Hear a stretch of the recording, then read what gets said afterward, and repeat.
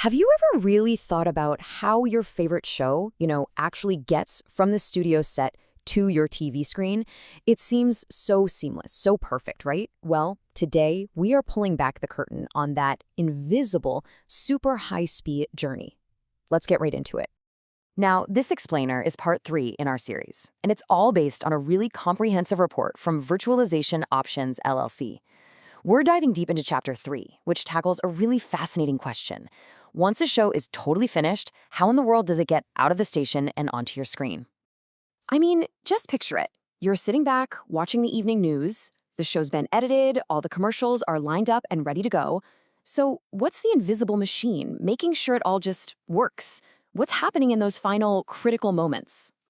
Okay, so it really all starts with something that acts like an orchestra conductor for the entire TV station.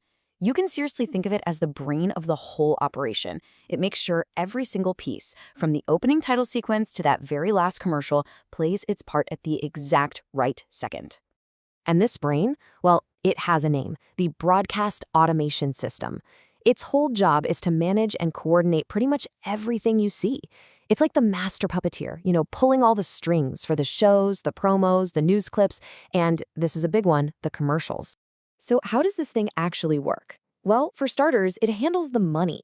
It plugs into the ad schedules and makes sure every single commercial plays exactly when it's supposed to. Then it's like a master librarian, finding every single media file and loading it up ready to go.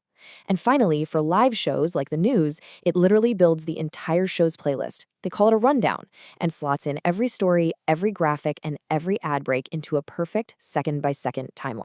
And that is why modern TV feels so incredibly smooth. You ever wonder why you almost never see a black screen? That awkward dead air? It's not just good luck. It's this automation system working completely silently in the background, stamping out errors before they even happen.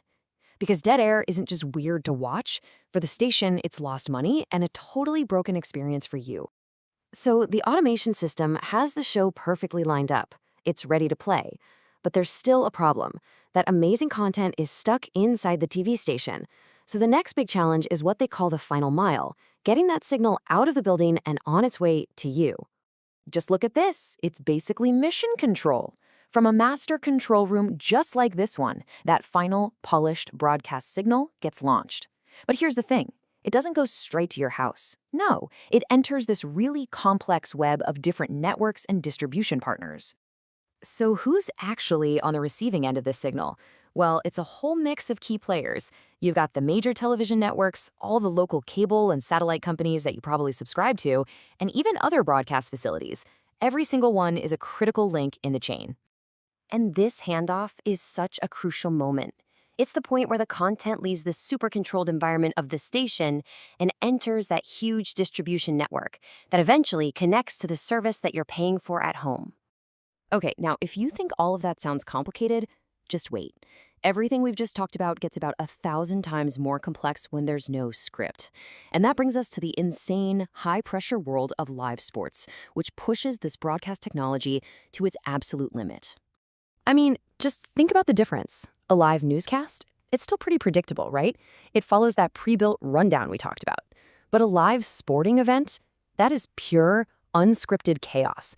The technology has to react in an instant, with almost zero delay, what the pros call latency. And to really give you a sense of what's at stake here, the source report says that live production demands, and I'm quoting here, absolute timing precision measured in microseconds. A microsecond. That's 1/1,000,000th of a second. That is a level of precision that is just mind-boggling, and it's totally essential.